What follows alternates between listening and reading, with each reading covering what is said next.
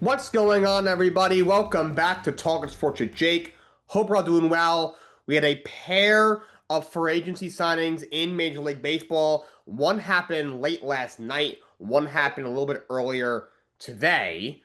Uh, the first signing was Kyle Finnegan re-signed with the Detroit Tigers, 2 years, $19 million, up to $20 million. That broke last night, about close to midnight, actually. Minor sign, but not a bad one by any means. Finnegan's been a very reliable late inning reliever. It's been pretty much most of his whole career in Washington. Was pretty reliable reliever for them. Did some closing for them. Got sent to Detroit eventually. Detroit event last year was hurt for a lot of the regular season after he got there.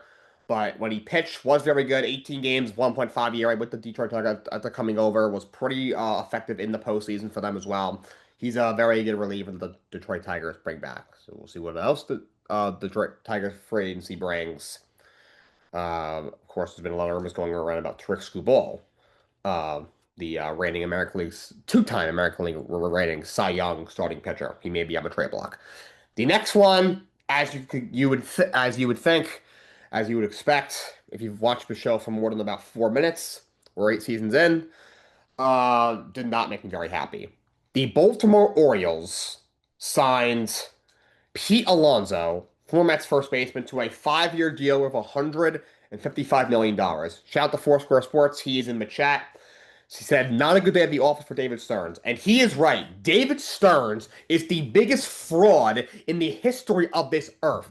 That guy is garbage, okay? He sucks. He is absolutely terrible. He has no idea how to run a big market team. Okay, he needs to go back to rinky-dink Milwaukee and go pinch pennies over there. Take his pathetic Harvard douchebag face, take his stupid smile, and shove it up his pathetic ass. I am tired of his bullcrap. He is a piece of garbage that you see on the side of the road that blows into a gutter. He is a stupid human being.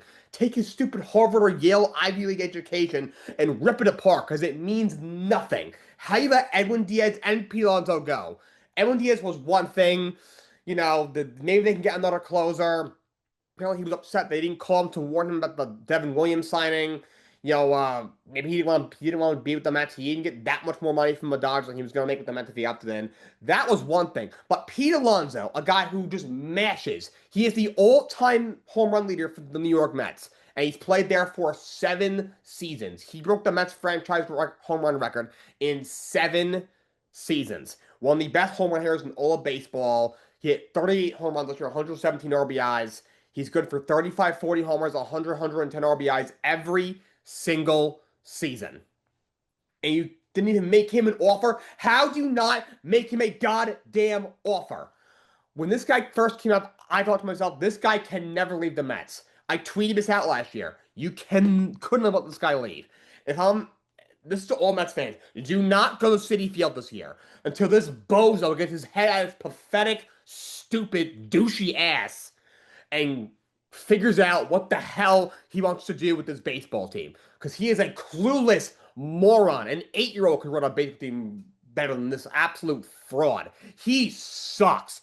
This guy blows. He is horrible. He's absolutely atrocious.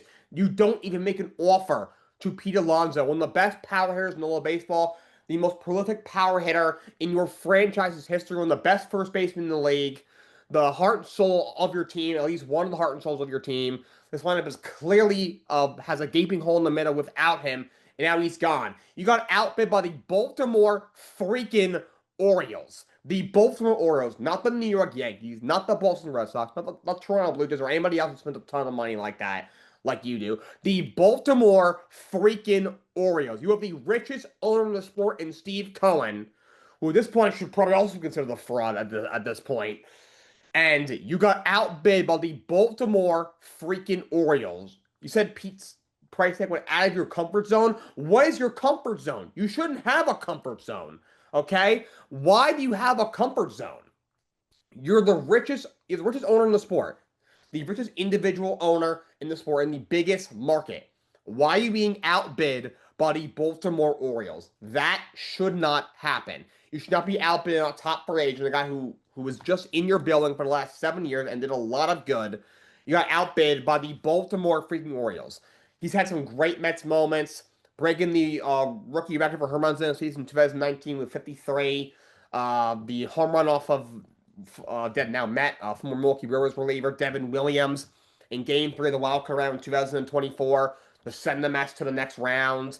The home run against the Braves this season during this summer to break the Mets' all-time home run record. It all means nothing now because this worthless, pathetic piece of garbage who should go back to his stupid old home in Milwaukee didn't resign him because he didn't want to go out of his comfort zone.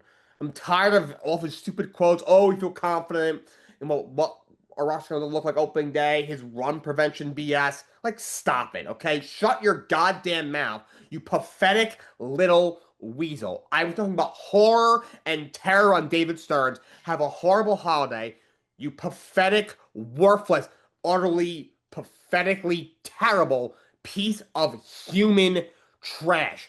You suck. Steve Cohen sucks. And the Mets suck. The worst run organization in all of baseball, outside the New York Jets. They are the worst run organization in all of sports. They suck. Screw you, David Stearns. You mean nothing. Your life is pathetic. You mean nothing to society. If you left this earth, society would go on without you. Screw you. That being said, shout out to Justin. He's also in the chat. He said good pickup for the Orioles. He is right. That's a great pickup for the Orioles. They also added Taylor Ward via a trade in the offseason. They should have a loaded line. Gunnar Henderson is healthy. Adley Rutschman is healthy. You add Pete Alonso as a 40-homer threat. Ward hit almost 40 homers last year. You have Jordan Westbrook still in that lineup. If Jackson Holliday gives you anything, that Orioles lineup could be one of the 5 best lineups in baseball. If they can get some legit pitching in there, Baltimore could be a real sleeper in the American League. That division's really brutal. We'll see what the Yankees do this offseason. We'll see what the Boston Red Sox do in the offseason. Toronto's already made some moves. But Orioles should be a very competitive team next year. I expect them to improve after a bit of a tough season this past year that saw, a lot of pitching failure and a lot of injuries that kind of killed their season. And then Sports just said, Stearns and Wing are now part of the Mets, being part of the Brewers, yes. For David Stearns is the president of baseball operations. Devin Williams is not going to be their closer. Hopefully he bounces back. However, at this point, money didn't matter if they can't score any runs. This was already my least favorite podcast that I do all year. Pete Alonso signing that happened about not even an hour before I went live today. Didn't help matters, but my least favorite show every year is when I read off all the bowl games. Because there is so many. There's too many mediocre teams are playing them. I think it's dumb. But first off, let's talk about the college football playoff.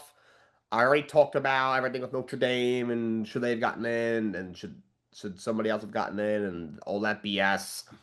And what I thought my thoughts on Notre Dame just quitting college football basically. But the games are happening on December 19th, which is I believe a week from this Friday. Number 9 Alabama will be playing number 8 Oklahoma. And Justin said, you've got the Alonzo news from me. I'm convinced. Justin, I'm not even kidding. I literally did. I got the Alonzo news from you. Justin texted me in our group chat that we have, a couple of other friends. So Justin is put on his MLB Insider hat today, and that is who I heard the news from. I did not see any Payson tweet or I didn't see anything in any Discord. Justin, you were the first to break the news, so you did a great job putting on your MLB analyst hat. Even better than Jeff Payson, if I could say so myself. We got Oklahoma and Alabama. That'll be on December 19th at 8.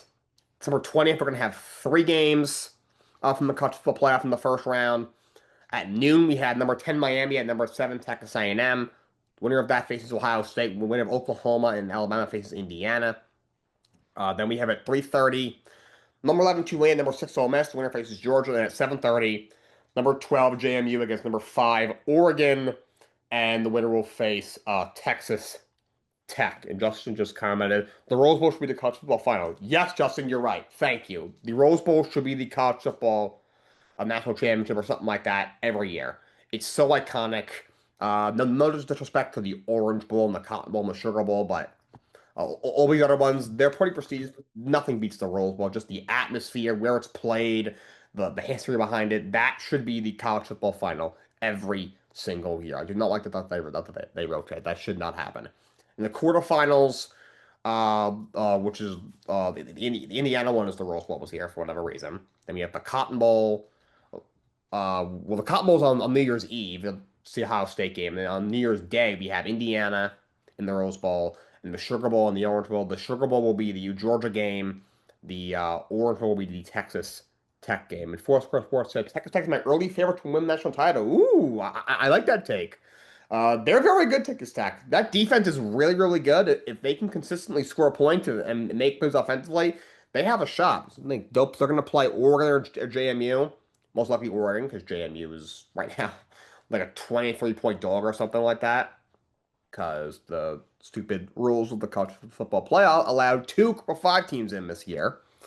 So Oregon's probably going to decimate JMU. Texas Tech, Oregon, I'd say me a really good game. It's kind of a clash of style. Texas Tech wins, kind of a hard-nosed team that plays a lot of really good defense. Oregon's a team that, likes to score a lot of points. Not that they don't play any defense, but obviously their offensive coordinator, Will Stein, just got the head coach job at Kentucky.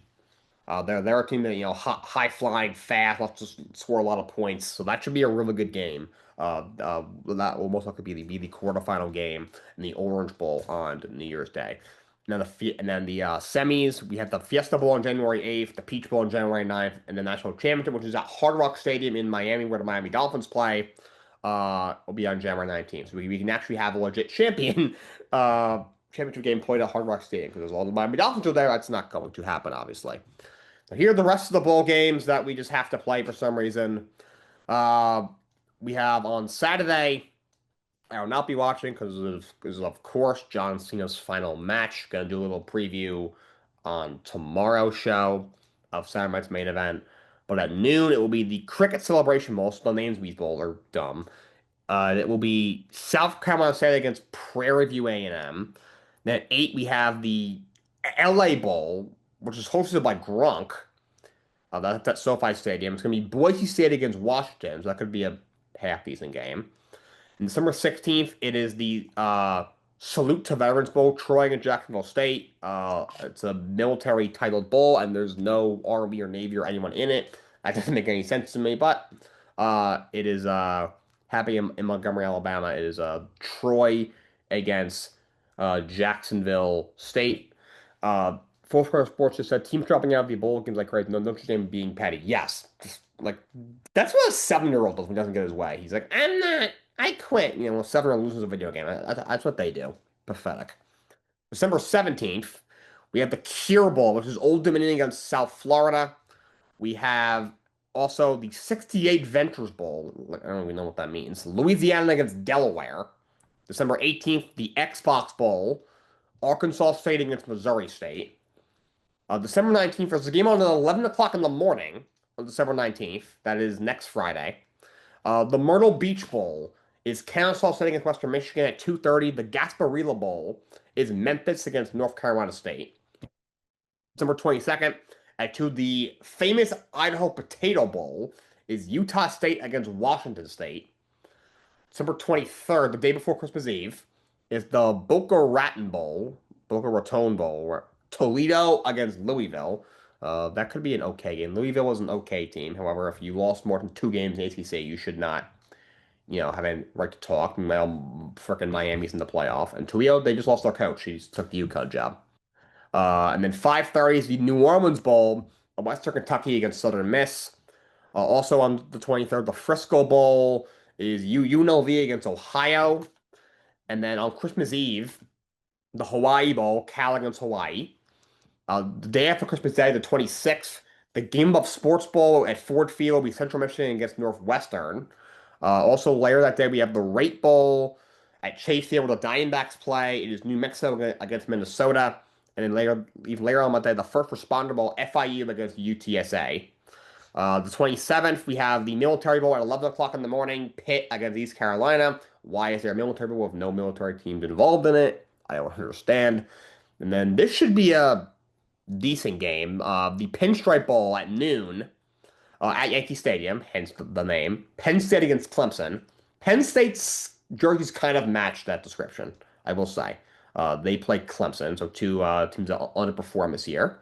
And then the Fenway Bowl at Fenway Park, of course, at 2:15 will be UConn against Army. That should be a lot of fun, at least from a viewing experience. I'm not sure how good the game will be, but UConn was actually an Army actually had pretty solid squads this year. Their programs actually did a good job this year at Fenway Park. That should be, a real good experience, I will say. And December 27th, the Pop Tarts Bowl is Georgia Tech against BYU. That should be a good game. Georgia Tech was a decent team. They were ranked this year. I thought BYU had a better case to play than Alabama, to be honest. But that should be a good game. But who knows with these bowl games now? Guys sit them out if they're going to the league. Then we have the Snoop Dogg Arizona Bowl. It's presented by Gin and Juice, and Dre and Snoop. So we just gave Snoop Dogg his own bowl game, apparently. It's Fresno sending us Miami, Ohio.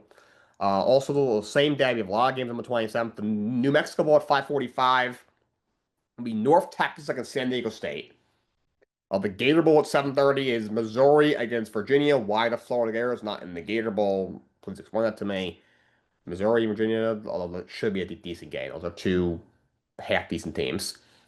Texas Bowl is LSU against Houston, but it's being played where the Houston Texans play. That should actually be a half-decent game. Speaking of Foursquare Sports, Kevin from Foursquare Sports is a Houston fan, so I'm sure he'll be watching that. The 29th at 2 o'clock is the Birmingham Bowl, Georgia Southern against Appalachian State. December 30th, the Independence Bowl, Coastal Carolina against Louisiana Tech. At 5:30 on the 30th, we have the Music City Bowl, Tennessee against Illinois. That should be a decent-ish game. Same day at 9, the Alamo Bowl in San Antonio. USC against TCU. USC will probably win by a lot. And New Year's Eve, of course, we have the college football playoff that day, but the Rollia Quest Bowl at Raymond James Stadium where the Bucks play Vanderbilt against Iowa. Should be a pretty decent game.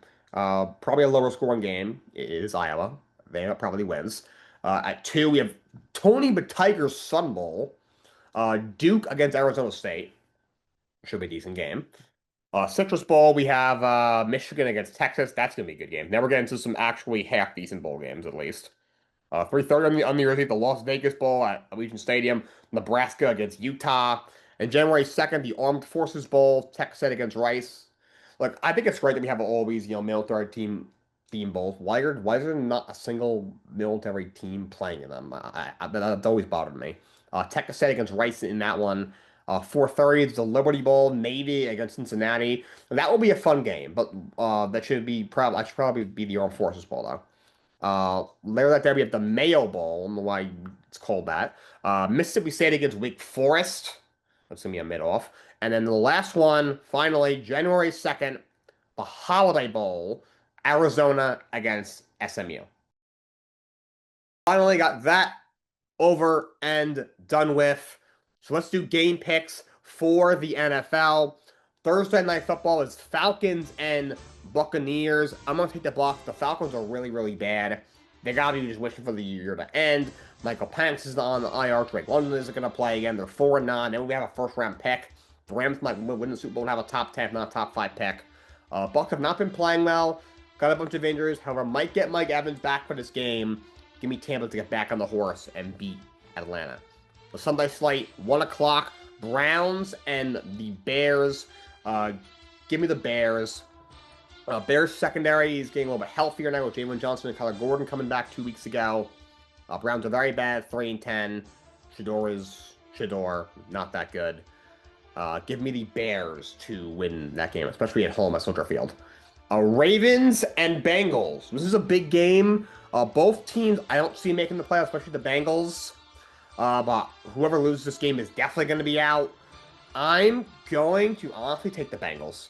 I feel weird saying it, but they're at home. They demolished the Ravens on Thanksgiving on the road.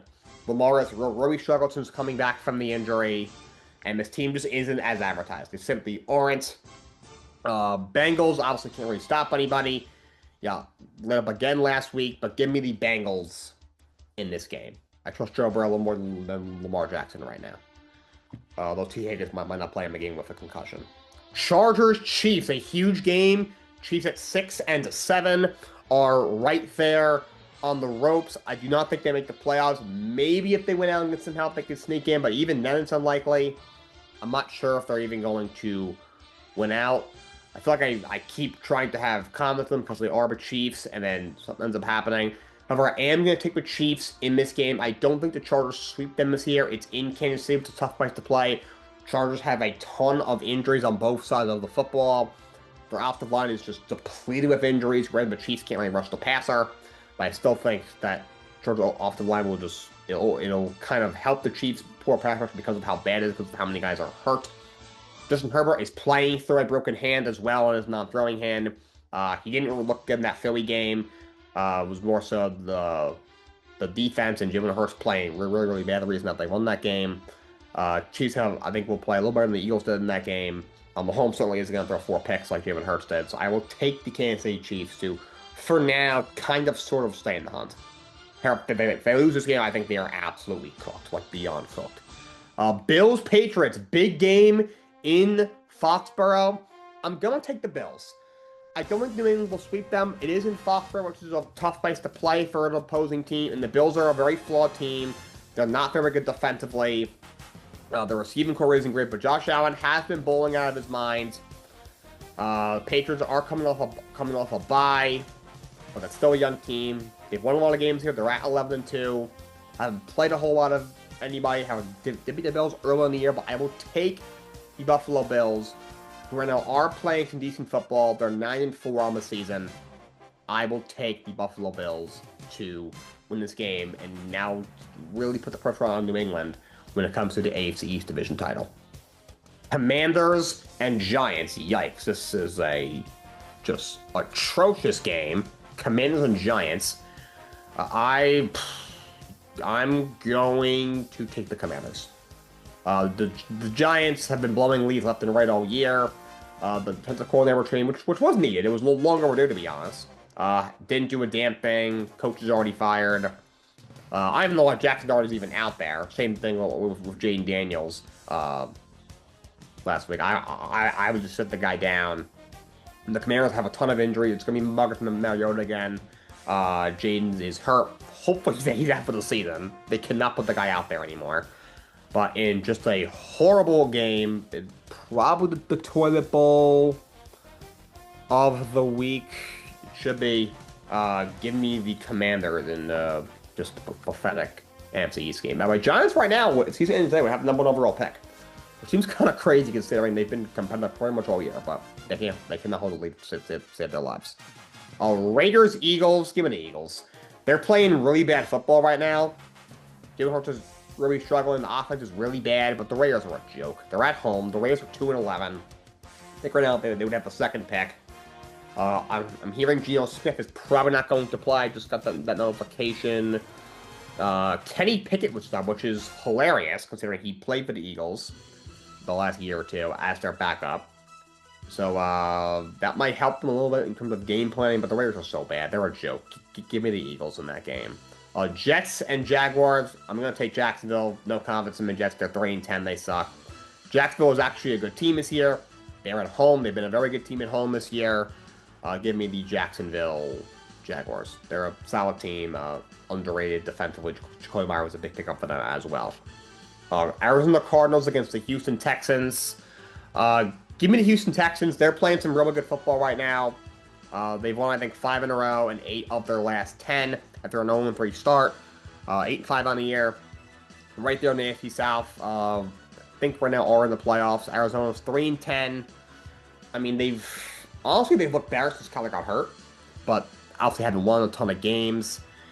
Give me the Houston Texans. That defense is ferocious. In my opinion, the best in all of football. They're favored by 9.5. They will probably cover that. Give me the Houston Texans to win that game. Packers Broncos, what should be a really good game at 4:25. This is a tough one to pick. I'm going to take Green Bay. Denver's been unbeatable at home. We're 6-0 at home. But I think that Green Bay defense is going to give Bo Nix some fits. He's made some great plays this year, especially late in game, but he's also been inconsistent at times.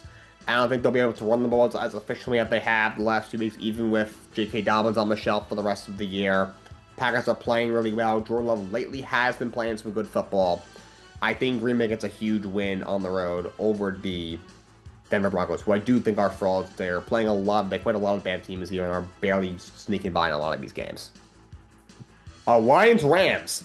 If Packers Broncos isn't the game of the week, it'll definitely be Lions Rams. Of course, means it's in LA, so it's not necessarily a homecoming for Matthew Stafford, but obviously it's still something there because of how long he played for the Detroit Lions. I'm going to take the Rams in this game. They're at home.